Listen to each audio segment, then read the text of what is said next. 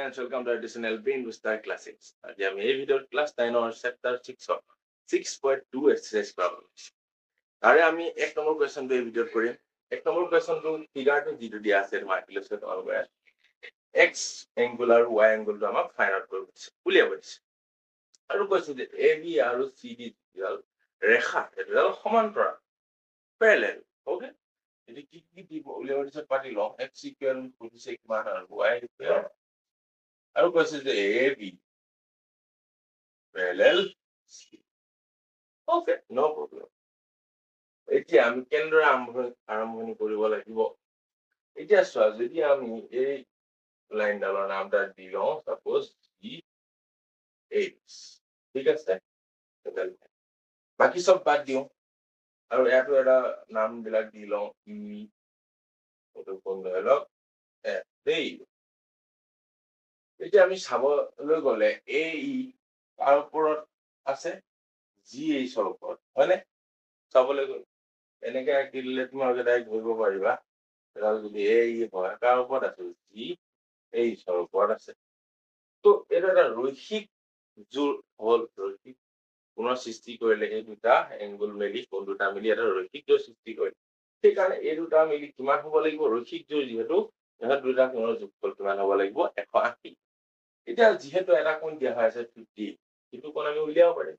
এনেকে লিখিম আমি ফাৰ্ষ্টতে AE GH ৰ ওপৰত,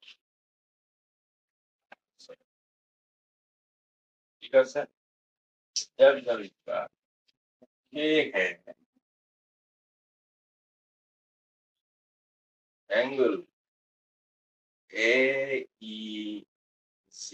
এটা angle AEG 50 মানে প্লাস angle AEH এই দুইটা angle কথা মিলি কি হ'বগৈ 180। angle এইটো মান দিয়া হৈছে AEH সমান AEH মান উলিয়াব লাগিব আৰু AEG মান দিয়া হয় 50 ডিগ্ৰী প্লাস এংগুলটো আমি x বুলি ধৰি লৈছো 12 x বুলি কিয় ধৰি ললো? x এ দিয়া আছে আমাক উলিয়াব দিছে। তো x ইকুৱেল কি হৈ যাব? আগৰ অংকবিলাকৰ দৰে মাইনাস 50। কিমান পাব আকৌ x ইকুৱেল 130। x ইকুৱেল কিমান পালো? হ'ল, এটা চিম্পল কে ওলাই যাব।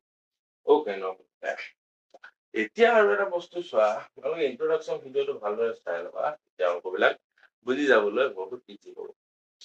এতিয়া এই দুডাল লাইন প্যাৰেলাল বুলি কৈছে, সমান্তৰাল লাইন দুডালত কি এইডাল ছেদকে কি কৰিছে? দুভাগত ভাগ কৰিছে।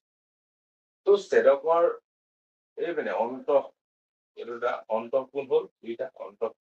লগতে ইহঁতৰ ৰিলেশ্যনটো কি? একান্তৰ অন্তঃকোণ এটা দুটা। একান্ত অন্তঃকোণ বিলাক সদায় কি হয়? সমান। x আৰু y কি হ'বগৈ? এতিয়া লিখিব লাগিব যে y ইকুৱেল x কিমান? 130। কি হবে? কেইটা লিখি দিবা একান্তৰ অন্তঃ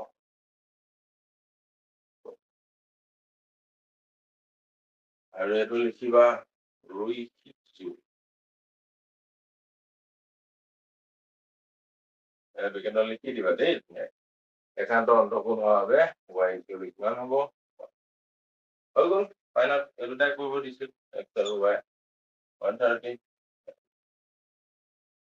ওকে, এইখিনিতে এক নম্বৰ তোমালোকৰ শেষ হৈছে। নেক্সট ভিডিঅ'ত আমি 2 নম্বৰৰ সলিউশনৰ সৈতে আকৌ লগ পাম।